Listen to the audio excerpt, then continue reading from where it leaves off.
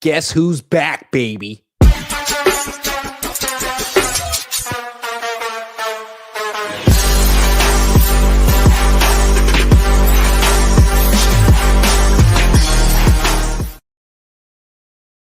Yo, what's up? Welcome to a very special episode of 49ers After Dark, first thing in the morning on the West Coast or midday on the East Coast. That's Jessie Naylor.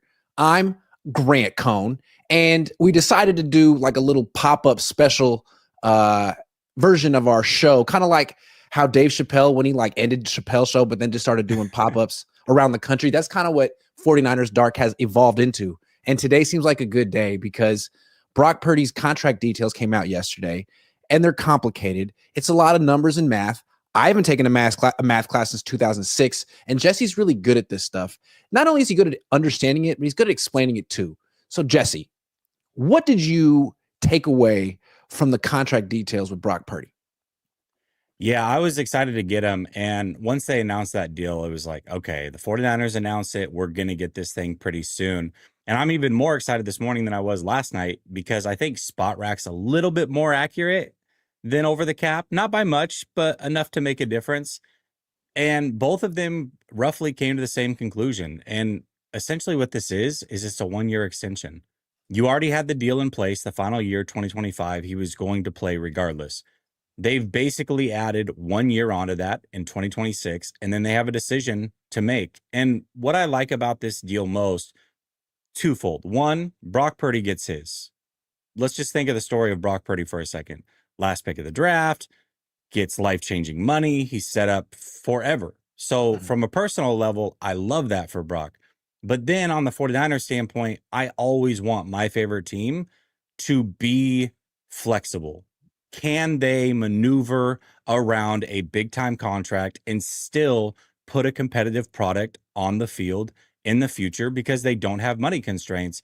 And that was one of the biggest worries that I had with signing Brock Purdy. How would you structure the deal? Because there's good ways to structure a deal.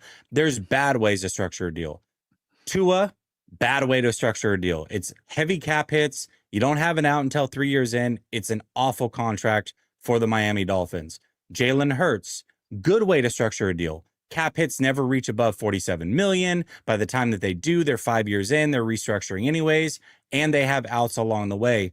This contract and the way that they structured it, Grant, having an out after year one of the new deal, and then also another check-in. It's basically a year-to-year deal. It's almost as if they said, hey, we know that you don't want to be franchise tagged. We know that that would be a bad look, but we want to write the contract as if you are franchise tagged. So we're going to give you all that franchise tag money up front and give you that security up front.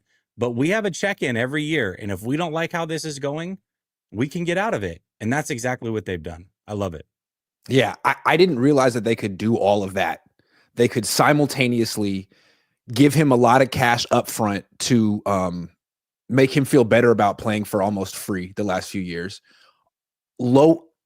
Minimize the cap hits to almost nothing the first year and pretty low the next 2 years, and give themselves like yearly outs at the same time. That seems like all the things you want to do with a contract. Like I was looking at Sam Darnold with the Seahawks, like, man, Niners should have signed him because he's actually cheaper. It's like, well, when you really look at the details, yeah, Darnold has less guaranteed money, and he probably will cost the Seahawks owners less money than Purdy will cost York. But that's not what we care about. We're looking at the freaking cap hits. And by signing Brock to a 5-year deal, that's almost like a 6-year deal, they were able to make those cap hits really a lot lower than Darnold's for 3 years. So that's really smart. Yeah, it was really smart. Now, it's not as much flexibility. Darnold's deal is truly a 1-year deal. After 2025, they can get out of it. But in comparison, when you look at the floor of Brock Purdy and you look at the floor of Sam Darnold, I mean, give me Brock Purdy, especially on this type of deal. So I think overall, when I look at this deal, I said about a week ago when everything went down, I said, man, if they can structure this anything close to Jordan Love or Jalen Hurts, this is a win. And not only did they do that, but they did it better. They got earlier outs. And also here's the other thing. When you look at the deal, Grant, year 3 of that deal, so 2027 essentially, the cap hits in year 3 of that deal is less money, not from a percentage standpoint, which we know is less because the cap's going up, but actually less of a cap hit than all of the other contracts that have signed major deals. Yeah. And those guys Hurts signed deals 2 years ago. Love signed it last year. Tua, somehow, some way, the 49ers were able to drive down these cap hits, get outs after every single year. I mean, they really put things together. Prague did his thing with this one. He did. He really did. It's like this year, his cap hit is like 3.2%, which is like nothing. He's like a rookie still. And then next year, 8%. I mean, that's not insignificant, but there's a lot of quarterbacks who make it up, who are taking up a lot more of their team's salary cap. And in 2027, 9.12% according to Spotrac. So really, like, this is a really reasonable deal. The thing that's interesting about it compared to Hurts, I feel like it's a modification of the Hurts deal because he had less leverage. Hurts was coming off a Super Bowl appearance. Purdy was coming off a 6-win season. So this reflects that. They can get out of the deal at any point. But there's also this huge spike in year 4. In 2028, all of a sudden, $57 million on the salary cap. That's too much. So it seems like at that point, they're either going to renegotiate or cut him. Is that kind of what you see? Yeah, that's exactly what I see. I don't think that 57 million will ever be a thing for the 49ers. And that's what's great about this.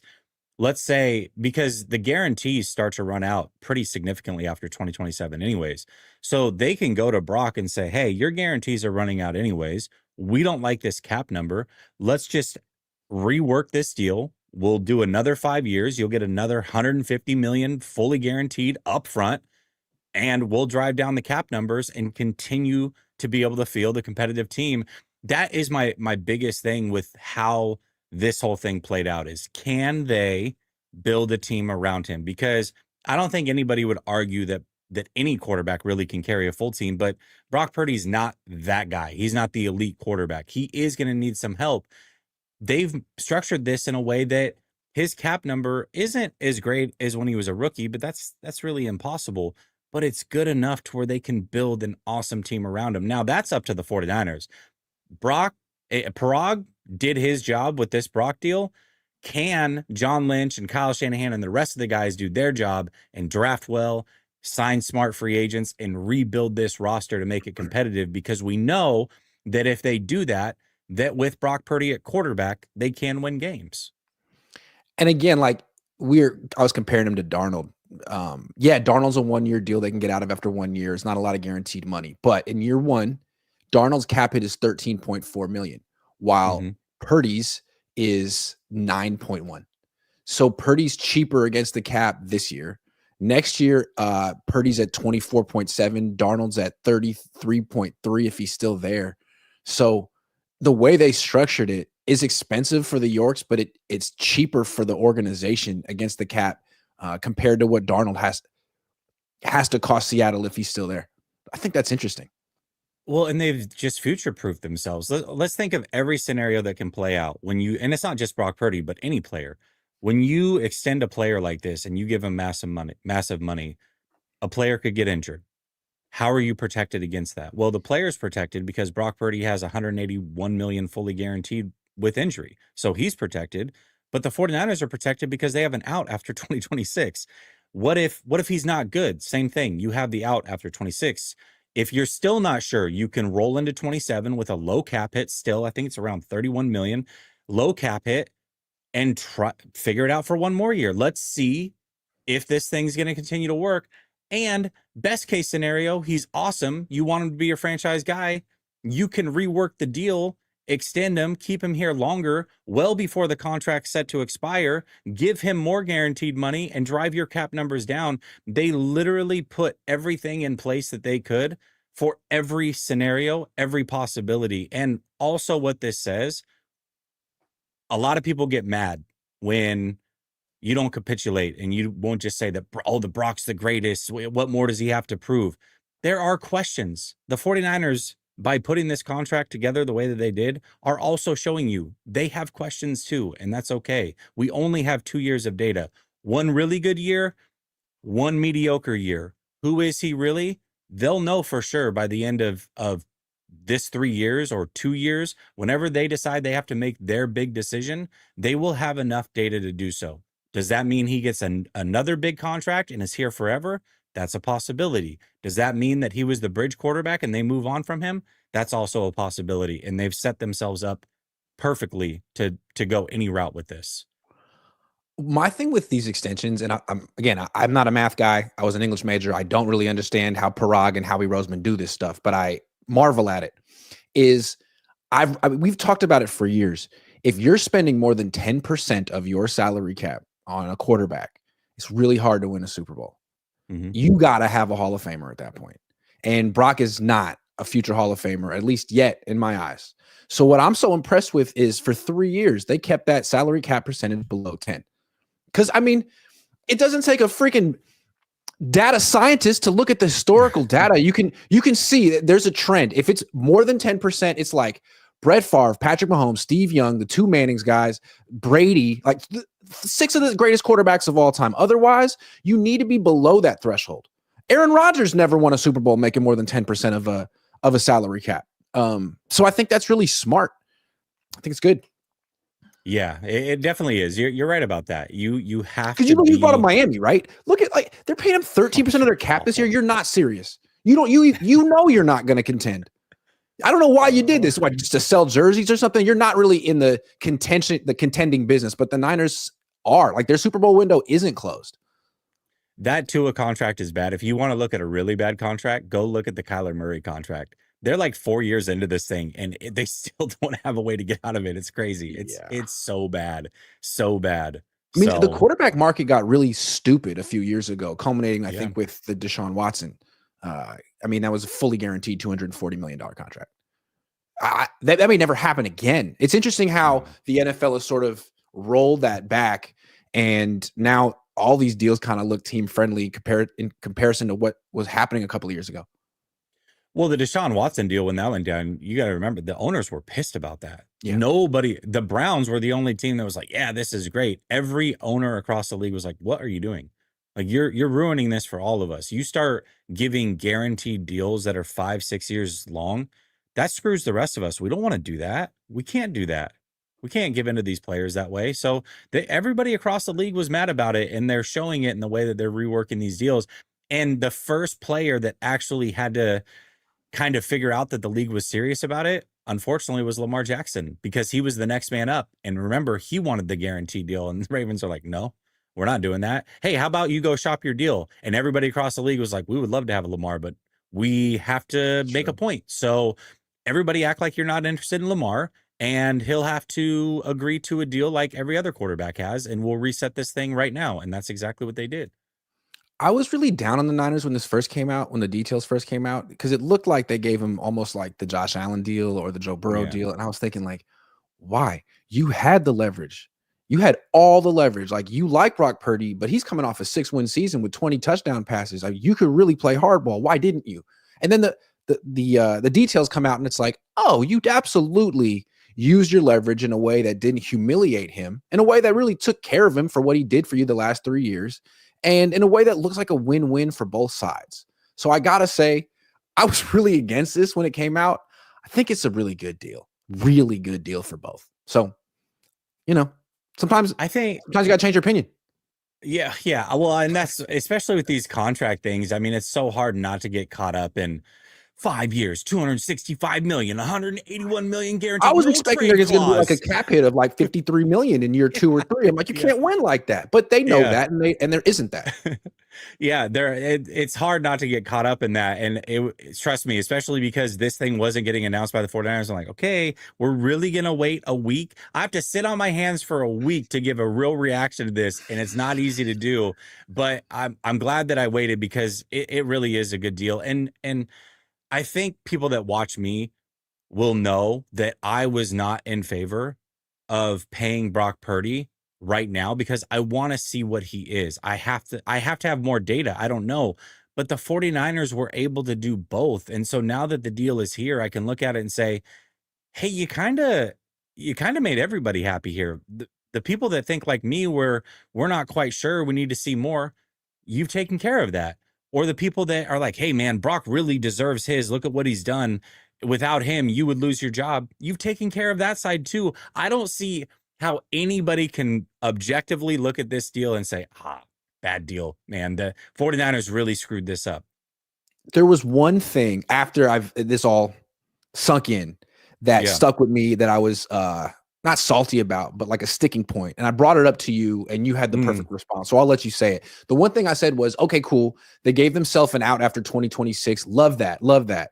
Be nice if they hadn't given him a no trade clause, because you'd like to, if you want to get out in 2026, it'd be nice to have the option to trade him as opposed to just cutting him. But you said, yeah. So when you look at this, the reason that the no trade clause isn't a big deal is for two reasons. One, when these contracts are signed, usually they're not traded. That's number one. You either aren't happy, you get out, the rest of the league isn't feeling it either, and you're cut. That's number one. But if Daniel Jones, exactly. Yep. If, however, you do want to work out a trade, Brock Purdy's not going to say no. And the reason he won't say no is because there's guaranteed money coming in 27 and 28 that he's going to want. And if he says no, then they're going to say, all right, we'll rip this thing up. We'll cut you. We'll take the cap hit. Go find a new deal. And that's going to be harder to do. So, yeah, we can say he has a no trade clause, but if it really, truly came down to it, he's not going to pass up the guaranteed money that's on the back half of this contract. If he wants to get paid that way, he'll say yes to whatever trade they come up with. That's a great point, because essentially, like, there's $100 million guaranteed right now, but there's rolling guarantees, and for all intents and purposes, there's $115 million guaranteed because they're not going to cut him after 2025. And then if they decide to hold on to him after 2026, there's another $55 million in guarantees waiting for him in 2028. $55 million. That's a lot. That's half the original guarantees. He's gonna want that. Yeah. Yeah. And that was a big thing for him and his agent, right? Like, they wanted to get more cash up front in the first 3 years than Goff got. Yep. And they will, if he's not moved before then. Right. Jason Lutt says, where's the $55 million a year first 3 years come from? Bonuses? It's from if they don't release him before April 1st, 2027. Then he gets a ton of money in 2028. That's where that comes from. Although it feels like the first 3 years are debatable. Does it start in 2025 or 2026? Semantics. I would think it would start in 2025 because you got that signing bonus of 40 million. I don't know how you would reach 55 million if that's not included in there. So true. Zack Bowen says, just because I like y'all, excited that it's a good deal and that the Niners didn't just drag their feet and create offseason drama. Is he not a Niner fan? No, he is. Yeah, okay. Zach, I like Zach. He's my guy. Yeah, this is that's the other part of this, right? Is there is no drama. This isn't. And didn't Purdy himself say, like, his agent told him, hey, expect that this goes till July. Like, this is going to take a while. Buckle in. So the fact that they got it done early, it's like his agent even knew. Yeah, the 49ers don't usually get deals done early. So just know that we're going to have a fight on our hands. And they got it done early. That's a good thing. My first reaction was, wow, the Niners gave Brock like almost everything he wanted. Either that wasn't true or he didn't really want that much. I mean, he wanted more than Darnold for sure, but he didn't. I mean, he got technically more than Jalen Hurts, but Jalen Hurts, I feel like, got more security than he did. Jalen Hurts definitely got more security, but the Eagles did a great job with that contract too. So yeah, that's true. I don't know if they can get out of it as easily, but I don't know that they necessarily want to or need to, because it's pretty reasonable. His cap hits are so low every year. I think it wasn't until year 4 of that deal that it would be top 10 salary cap money. And by then you've got another 5 guys that will have gotten paid, and it'll be the 15th highest salary cap number that year. Yeah. Casey Cole says BP contracts is like a marriage with a strong prenup. It makes him earn what he gets. If it goes wrong, cut ties at a low cost. Well done. It's actually there's nothing more romantic than a strong prenup. I love you, but not that much. Yeah, exactly. You're the one for me with an asterisk. Love it. Shorty Murphy says, hey, Jesse, how do we get out after 2026? And does no trade clause matter? Well, I think we answered those questions. We did. Now, just if they were to cut him, go ahead. If they were to cut him, they would have $36 million in dead cap money. Correct. Which, again, $36 million. Think about this. They have $76 million in dead cap this year. They're still able to field a pretty decent team.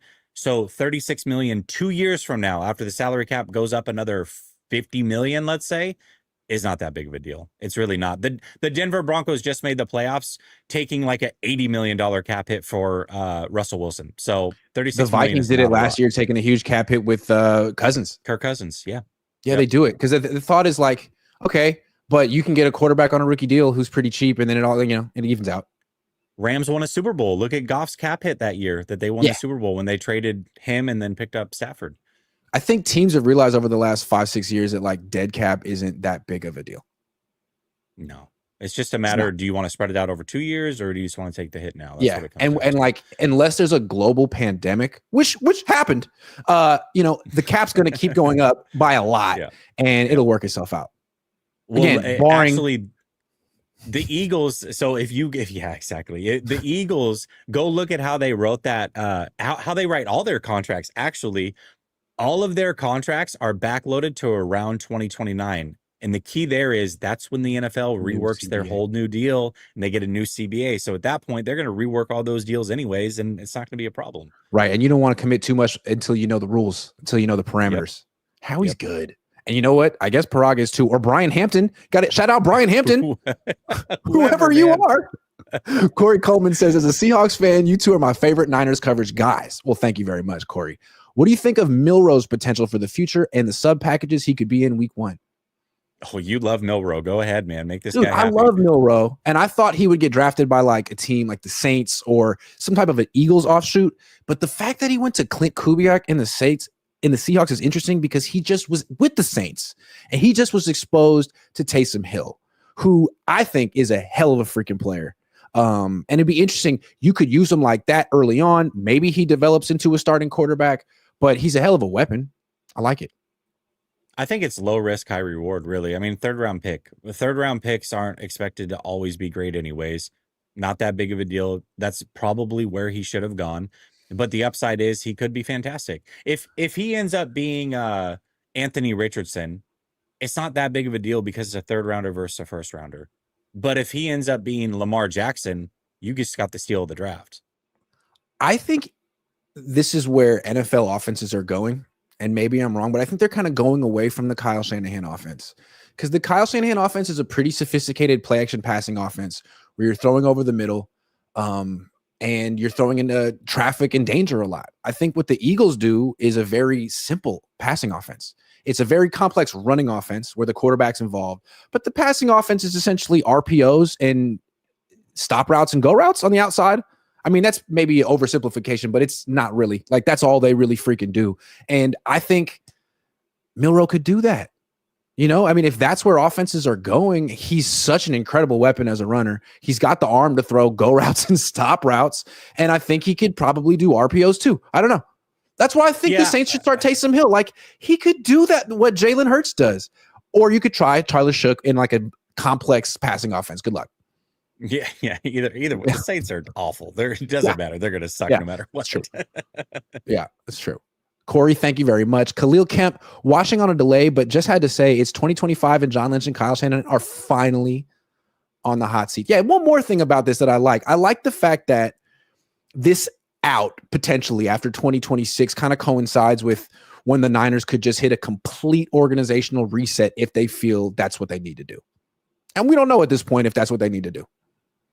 Yeah, I mean, it's interesting. When you go back and you listen to Jed York's words at the owners' meetings, he talked about Brock Purdy being top 10 with Kyle Shanahan and what's around him. So he's basically saying, hey, Kyle Shanahan might be out of here after 2027. Yep. We want the ability to move on from you after 2027 as well, because we feel like a lot of what you bring is because of Kyle. So if we decide things aren't working out, then that means both of you probably got to go. So those contracts coincide. And then he also said this deal will get done when Brock Purdy wants it to get done. Well, when you first heard everything that happened, you're going, hold on a second. Brock Purdy and his agent got everything that they wanted. What do you mean this will get done when Brock wants it to get done? It almost sounded like you were playing fake hardball. But then when you see the actual deal, you go, oh, okay, yeah, this deal will get done when Brock Purdy wants it to get done. It sounds like Brock was ready to get it done because you got everything you wanted. Hell yeah. Alec Gregerson says, Jordan Watkins or Demarcus Robinson, who do you prefer to be the wide receiver 3 while Ayuk is out? I mean, Watkins, Watkins is going to be the new Debo. Just be ready for that. Watkins is the new Debo. He's not here to replace Brandon Ayuk or be Brandon Ayuk. In my opinion, he's built more like a running back. He is here to be. I noticed that when Debo. I saw him in person. He's got big, thick legs. Pause. That's but I noticed that with guess. Debo. He's the new I remember Debo. I was like, Debo's ass is huge. I've never seen a wide receiver with this kind of. I said that on the record, and it was true, and I stood by that. It didn't really sound great, but I think you said, and I quote, "He's caked up." I don't remember, but that's what I think you said. Yeah, and that was young Debo. Josh says, anybody selling an 02 Civic? Good question. I don't know. Not me. All right. Speaking of, I think it's classified ads. It's time for me and Jesse to do an old segment we've been doing, the more or less segment. It used to be called something else, but we don't talk about that. And now it's sponsored. We don't ever talk about that. So let's do a Brock Purdy more or less. He's got 2 future plays here on Prize Picks, touchdowns and yards. Let's start with touchdowns. 24.5. What did he have last year? 20. Was it 20? 20 touchdowns, 12 picks last year in 15 games. 24.5. Oh, man. Feeling optimistic today, Grant. I think I'm going to give it the more. 24 is not a lot. First of all, 24 is not a lot. And he did miss 2 games last year. Yep. If he had played 2 more games, he might have reached this number. I also look at it and say, okay, worst case scenario, if CMC's there, he's easily getting this. That we know.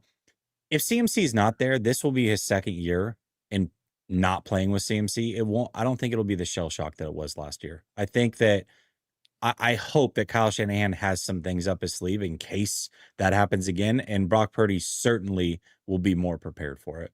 That's what I wanted to say. Like, yeah, Brock Purdy wasn't prepared to not have CMC, but neither was Kyle.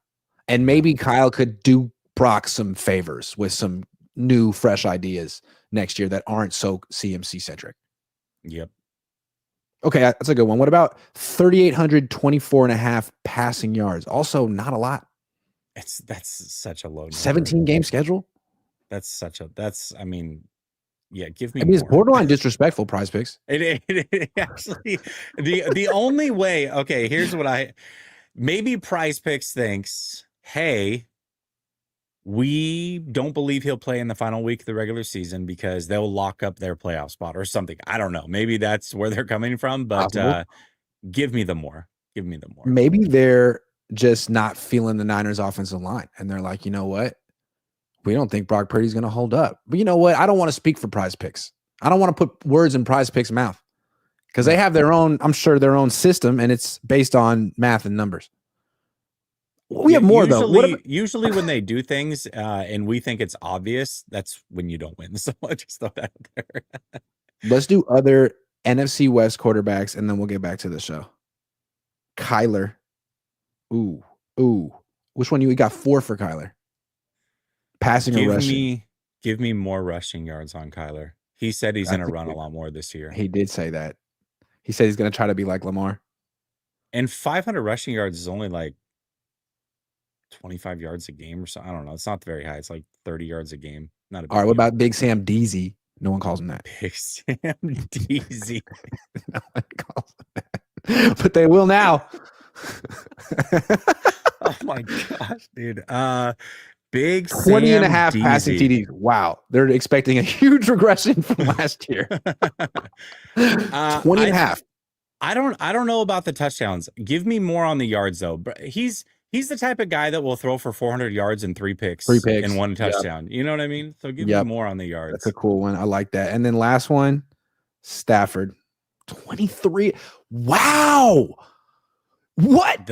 The tough thing with Stafford is the injuries, man. I don't know. I just let's fade Stafford just to piss off the Ramelia Sports Report. 23 and a half less. Gotta do it. Oh, sorry, Stafford. It's gonna be a Jimmy G kind of year. Stafford's running for like 8. We know that's why. That's right. That's pretty much it. Those are the picks. Flexing them out. Why can't I submit? I can't pick this same player twice. Man, why you hating on me? So which one do you feel better about with Brock? I feel better about the touchdowns. Fair enough. Okay. You win this time, Prize Picks. This time. This time. Download the app, use promo code Cohn, play 5, get 50 instantly. All right, so we liked the Brock Purdy contract extension upon further review. So let's re-examine the entire freaking offseason, since it seems like the Niners have done what they're going to do. Did they do a good job? Are they having a good offseason? I think it's all in how you look at it. Did they have a good offseason to put themselves in the best position to be Super Bowl competitive in 2025? No, they didn't. But did they have the best offseason that they could have if they want to be competitive beyond 2025? And to that, I think the answer is yes. And so for me, Grant, I think they have had a very good offseason. It's not perfect. I mean, there's some weird draft picks I wish they would have done differently, or, maybe taken the full dead cap on some of the players that they pushed into 2026. I get all of that. But for the most part, I've been pleading for this team to move on from the players that they moved on from since week 4 last year. So the fact that they did it, I can't then come back around and be like, yeah, that was stupid. Why'd you do that? So I think if I'm grading the offseason for 2025, maybe like a B minus, but if I'm grading it for the future, I'm giving it a solid A. I think that they've set themselves up, because if you look at it, Grant, the way that this dead cap money is going to fall off next year, and then this Brock Purdy deal, there is no restraints other than Jed York just saying, you know what, I want to not spend money. But as far as a cap wise, that's what I want to talk about. They can spend whatever money they want. I feel like you nailed it. I feel like the Niners got like an A, maybe like an A plus based on the constraints that the owners put on them. And that's my question. And I mean, it's like when all the people left, when all those players left and the Niners didn't really sign anyone to replace them, like you could say that all those players needed to go. I'm not arguing with you.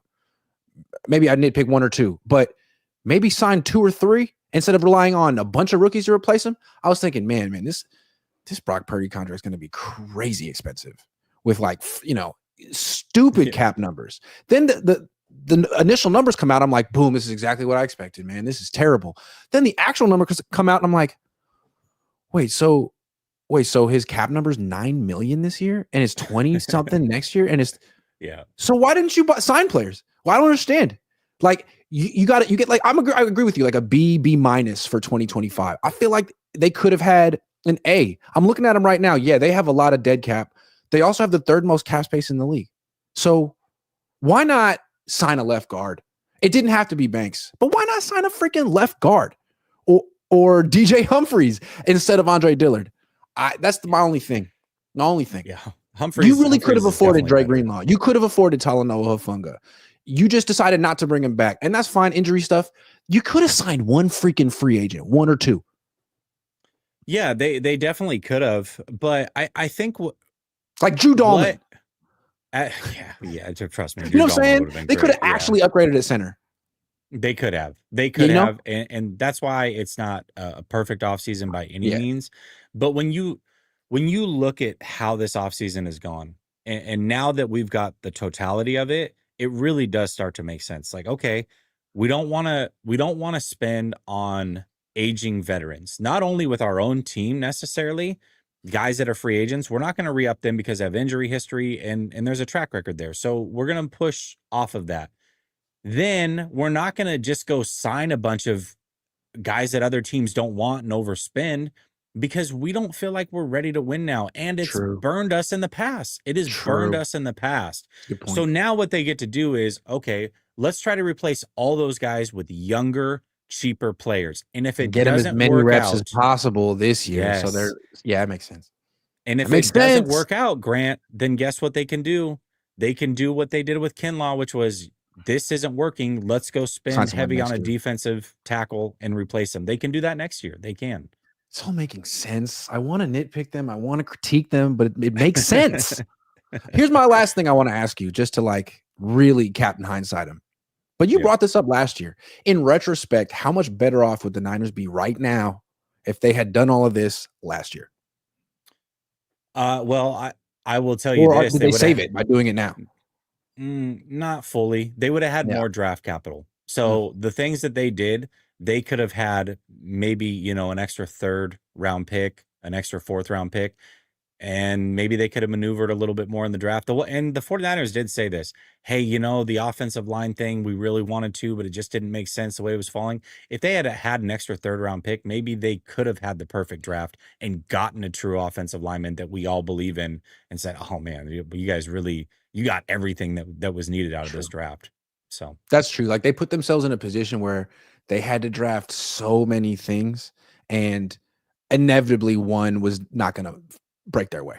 And it's unfortunate that it's the offensive lineman, because you think that when you make this type of investment in the quarterback, the highest paid quarterback in franchise history, there's a corresponding investment in the offensive line. Just like when you buy a house, there's also all the insurance that goes along with it. Absolutely. Yeah. But hey, maybe there won't be a fire in California. Good luck, Niners. I don't know. Sorry. Well, think about it like this, though. Teams at the trade deadline are desperate. They're trying to win. So you look at a team, Washington's a great example. What'd they give? A 5th round pick for Debo? You might have pulled a 4th round pick out of them, because they were, at that time, they were making a playoff push. True. The city was excited.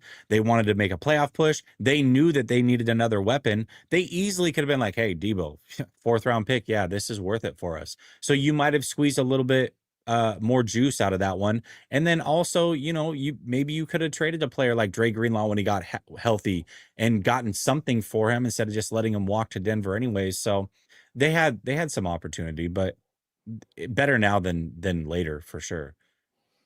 Christopher Passmore says strong prenups are a must. I love you, but life happens. Good job, Parag. Good job, Brock. No divas here. Your move, John Kyle.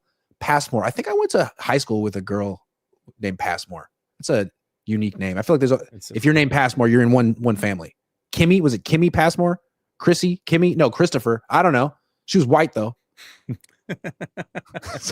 I remember she was white. I can see it right now. JC says, look at receivers that PB got to practice with. How was their season? Only Little and Jawan. Hold on. Look at receivers that PB got to practice with. Who was PB? Brock Purdy. How was their season? Only Kittle and Jawan. Later had time with Ricky Pearsall. They had great years. True. And Ayuk had that great year when he was practicing with Purdy in 2023. I guess it's true. That means that who's going to have a big year this season? Ricky. Because they golf together. How long do you think it's going to take before I get to golf with Brock and Ricky and Kittle? I'll say probably half past never. Hurts. I think I could add something to the dynamic. All right. So this was kind of funny, man. The Niners really, they've been applauded for getting all of their work done. And there's going to be no drama. And no one's talking about Jawan Jennings. He has an extension. I mean, he has 1 year left on his contract. He probably would like an extension. And maybe he's the kind of guy who might not show up for OTAs or training camp. If he doesn't, I mean, he's a wide receiver. He has needs. What do you think? Should the Niners extend Jennings? And is this potentially drama? Oh, I don't know that it's drama, although I won't rule it out completely, because last year, remember how long it took for him it was like, did he sign the tender? Did he not? Some people reported it, but then he hadn't. And then they had worked out a 2-year deal and kind of slid it under the rug. It was kind of interesting the way that he held out on that type of deal. So maybe it's possible. I also think that Jawan Jennings knows. He's looking at the landscape and saying, all right, well, hold on. I got almost 1,000 yards last year. I would have had 1,000 if I didn't get kicked out of that stupid game in week 18. Ayuk's already hurt. We got this guy that was brought in from the Rams who's going to get suspended. Ricky's great, but I'm better than Ricky. He's still only going into year 2. I'm the man. I'm going to get paid no matter what at the end of this season. So let me kind of bet on myself. I could see a scenario like that playing out to where he's totally fine with it. I also, at the same time, don't think the 49ers should extend him, because in my opinion, if they extend him, that means something else has gone horribly wrong. Either they don't believe in Ricky to be the guy. They don't believe that Ayuk will ever bounce back from his injury and wasn't worth the money, which could be a possibility. And they don't believe in either Cowing, Watkins, or both. You've spent so many assets in the wide receiver room that if you then sign Jawan Jennings at 28, 29 years old, I think that's you waving the white flag on at least one of these other players that you really haven't given it a chance yet. So I think Jawan Jennings is less against Jawan Jennings, but more so an indictment on some of the other previous decisions the 49ers have made at wide receiver if they do extend him. I agree with that. I'm a little less optimistic with Ayuk's future, but I Yeah. don't really know what's going to happen with him. We'll see. Niners don't either. The thing about Jennings is like, if they hadn't extended Brandon Ayuk, then it'd be a hell yeah with Jawan For Jennings sure. because he's not going to be expensive. He could put up 1,200 yards this year, but the fact that he runs a 4.7 means that probably no team's going to offer him more than 13, 14, maybe $15 million a year. And that's Yeah. like tight end money, which is kind of what he is in terms of his route tree. And I feel like he can provide that kind of a value to an offense. I'd rather have him at $14 million a year than Ayuk at 30, but maybe that ship is sailed. Well, and that's fair, right? Like that's the whole Brock Purdy argument before he signed was like, hey, it's not that I think this quarterback is better than him, but Right. at 50% of the cost, give me that. I would rather have that. So Yeah. I do understand that to a certain extent. I don't know. I just feel like this might be mean, but I think he's pretty easily replaceable. I do. He's not special. He's not, he's not great. He's good. You need a guy like him, but he's replaceable. And Yeah, you he's a can't number sign 2 receiver. everybody. It's You true. can't sign everybody. And if you're going to spend money, spend it in the trenches, man. Stop with the wide receivers and the linebackers. You've got your elite quarterback. You've got your tight end that you've given big money to. You've got the head coach that can call the plays. You spent big on another wide receiver. Why? That's like you let Dre Greenlaw go, who's the Jawan Jennings of the defense. And the That's reason true. you were able to let him go is because you spent big money on Fred Warner, who you trust. So just trust that everybody else around it can pick up the pieces and you can find somebody else to insert into the offense and be good with it. And that's essentially what I believe they're going to do. I just have a emotional soft spot for Jawan Jennings, the player. I mean, I don't really know him as a guy, and I don't know that he likes me, or that doesn't matter one way or another. But I just like the fact that he's so slow, and yet he's good. I think he's the best blocking wide receiver in football, or he takes the most pride in it of anyone. He fits the Niners culture. He's got a great chemistry with Brock. Brock trusts him. Brock loves him. And I think that goes a long way. And I think the fact that he's just so affordable is enticing. But I don't think they're going to re-sign him, man. I think they felt like, look, we signed Ayuk and we're invested heavily in 8 players, and you're not going to be number 9. Sorry. He's kind of the Brock Purdy of wide receivers, if you think about it. I mean, he doesn't maybe have the physical tools, but he's smart as heck, man, and he's got a mentality that he'll run you through the ground. You gotta like it. I do like what he brings to the table from a mental aspect, but if you were throwing the ball, a 50-50 ball to an NFL wide receiver, how many guys would you take over Jennings in that specific situation? Because that's really where he shines, in my opinion. Yeah. I mean, I will say this. The Buffalo Bills drafted Keon Coleman last year. If Keon Coleman is Jawan Jennings, they're elated. Exactly. They'll be elated. They're the same type of player. And people knock him for his separation. It's like, I don't care, man. Is he open? Did he catch the ball? Yes and yes. Oh, he wasn't open by that much. I don't give a fuck. He was open. He caught the ball. What do you want? And Brock works well with him because when you look at it, not all Dak Prescott's a really good example of this. Him and Dez, the reason they moved on from Dez wasn't because Dez was completely washed, but Dez was a very specific Jawan Jennings type of receiver.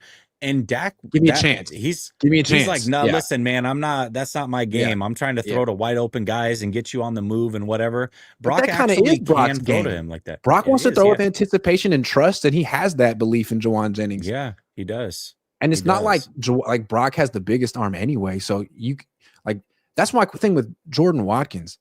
Yeah, he could be great, but is he a great fit with Brock Purdy? Maybe if he can do all the gadget stuff. But as a pure deep threat, I mean, that's not really a big part of the Niners' when they throw deep, it's rarely a go route down the sideline. Yeah. You know, like maybe they'll do that 3 times this season. Yeah. He's so reliable, man. I do like Jawan Jennings. I really do. I still feel like he's replaceable though. Probably. Hey, but he'd be a nice free agent pickup for another team. I mean, not too expensive, knows the Shanahan system, blocks his ass off. Big. But yeah, I would say in those 50-50 situations, like he's up there to me with, I mean, he's not AJ Brown, but he's not Mike Evans. He's not Drake London, but like he's top 10 contested catch wide receiver in the league. Like he's better in a pure contested catch situation than Ayuk. Ayuk's a better wide receiver than him. Yes. That's the one thing with Ayuk. It's like, dude, you got these super long arms. Why don't you make contested catches more often? Come on. You're strong. Yeah. Anyway. He's such a good route runner, though. So good. I hope he still can do that when he gets back, because that was too. elite. All right, so this DJ Humphries thing was weird. The Niners, DJ Humphries' agency announced that he signed with the Niners, and then 2 weeks later, Matt Mayoko says, psych, they didn't, and the Niners really never announced anything one way or another. What the hell was that, and what do you think that his non-signing indicates? Yeah, so it's interesting because you and I had a similar conclusion. I was like, man, DJ Humphries is here. You went and signed Dillard. You signed another guy. Trent hasn't been around. Is Trent going to play this year? And we really went down that rabbit hole, and it made a lot of sense to me, though. And this was kind of swept under the rug because it was right around the same time frame that the Brock Purdy deal got announced. So it just kind of, we moved past it. But going back and looking at it, him not signing makes sense why they signed Dillard, and also gives me a little bit of confidence that Trent is for sure going to play, because they don't have 2 replacements for him. They just now have the backup potential swing tackle in Dillard, which is what they wanted out of Humphries. And also, maybe it's true. Maybe Humphries is looking at it saying, hey, I'm a year removed from an injury. I'm a starter in this league. I'm not coming here to be Trent Williams' backup. You're going to pay me like a starter if you want me here, and I will start the games when Trent's out, but I want to take over for Trent as well when he's gone. But you're going to pay me like a decent level starter. And the 49ers are going, yeah, we're not doing that. So we'll just go get Dillard, who's a true backup. Trent's going to be here, and we feel good about it. So for me, it gives me, I took a deep breath and said, okay, now the Dillard signing makes sense. And there's a lot more of a chance that Trent Williams is going to be here than what I thought just a day ago. When I kept asking John Lynch about Trent, and he would be so adamant that Trent's coming back, it almost felt to me like he was trying to speak it into existence. Like maybe Trent was on the fence. Like maybe Trent goes through this every offseason where he's getting old and he's tired and he's thinking, I don't know. And the Niners like, it's okay. He'll get there. He does this I don't know. But it felt to me like when they signed DJ Humphrie, it was like a bad sign. Like, maybe we got to be prepared for Trent to really hang it up. And then when they didn't sign DJ Humphries, it made me feel like, you know what? Maybe they got some type of indication that it's going to be okay and they can get by. My only thing is like Andre Dillard's a step down from Jalen Moore, I think. Like is he going to play for them? Down. Yikes. Can they win with him? He's not good. Oh. He's not good at all. He was on the Packers last year and didn't have to play, which is great. That's where you want him, on the sideline. It's great on the sideline. Here's what's interesting about Dillard, and this is all you need to know. There's certain teams that when they move on from a certain position group, you just trust that they're right. The Eagles had him in-house and moved on from him. Can we just all agree as a league not to sign this guy because he's not going to be any good? And no, the answer was no, because the Titans did sign him to be a starter, and he was awful. He gave up 13 sacks in 10 games and had another 10 penalties. It was so bad. So bad. So the Niners just signed Jonathan Martin. That's great. Well, yeah, not good. Not good. So, but the silver lining here is it does look like Trent Williams coming back. All I'm going to say is I heard some information that I'm not going to share because it's kind of personal that made me think that he might be hanging it up, but it was just a sliver of information, and it wasn't enough for me to really go with. But I still want to see that he's there on June 2. I still want to see that. Well, I will say the information that you heard and you pair that with signing Humphreys and signing Dillard, was like, this is clear, right? Like he's not going to play. But now that you remove Humphreys from the equations, it's okay. Now I think he will, right? So because I never heard that like he's retiring or he's not going to be in the team. I heard something that made me think that he might not be on the team. Anyway, I'm not going to talk about it because he's probably going to be on the team. But we can recircle back. We can circle back in 2 weeks if he's not. Yeah. Hog 20 says, I sense a big trade incoming. Well, if it is a big trade, it's involving Trent. And if he were going to get traded to any team, it would be Houston. Humphre should go sign with Houston. What are they doing? He should. Gosh, man. Anyway, the other thing was, okay, so before we go, they extended Brock, and it was a good extension.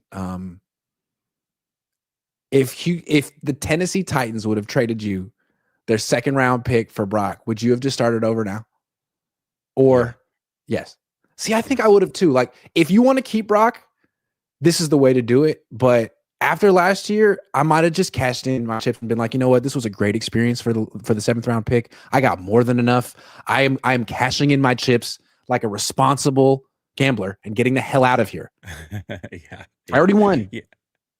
Yeah, I think that's the only thing that I probably would have done that is like, okay, I would have done things differently. But again, I just have to, all we can do, Grant, is we knew that this deal was going to get done. And once it did, we can just analyze it for what it is. And I think now that all the details are out, it's like, yeah, you did a good job, guys. Yeah. I don't. And again, Adam Schefter said there was no trade interest. I heard that there was, and it was Tennessee, but ultimately Tennessee wanted Cam Ward, and maybe they're the ones that decided, you know what? Thanks, but no thanks. It's possible that this was the Niners' best option, that there was no trade out there.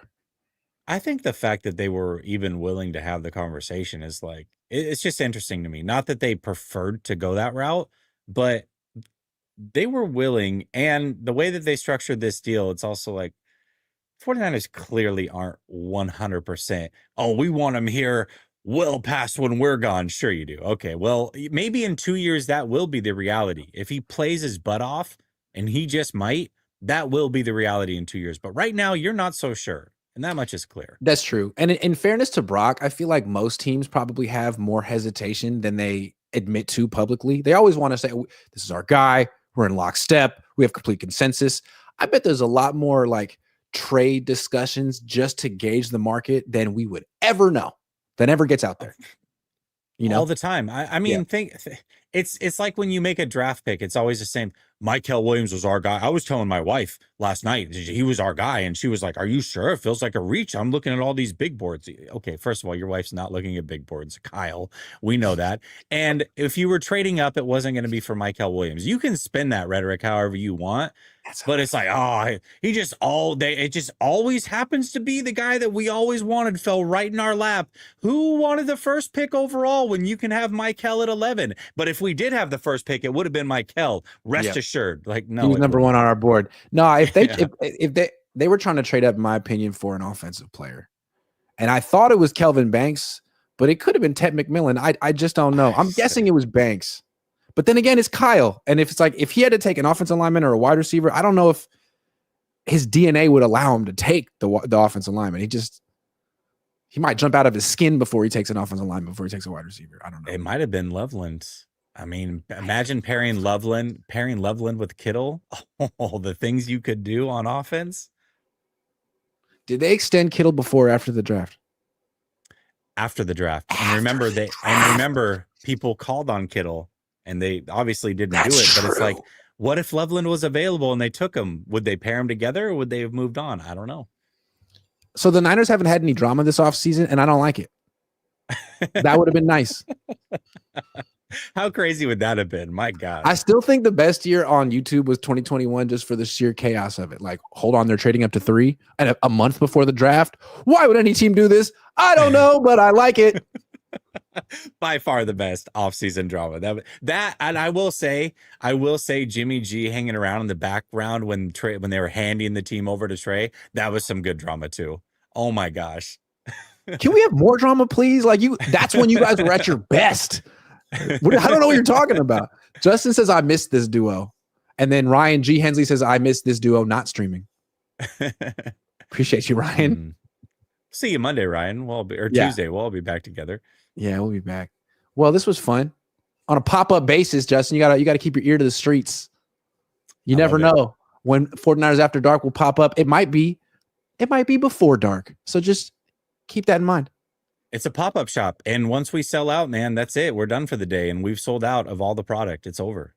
29er. I missed this show. This is just an elaborate way to promote the show and get people more excited about it. Quitting the show entirely. It really works. We're coming back full force. It's coming. It was all a big elaborate in 2028. Yeah. When GTA 6 comes out, that's when we're back. But stay tuned. It's coming out like next month. That's right. See you guys.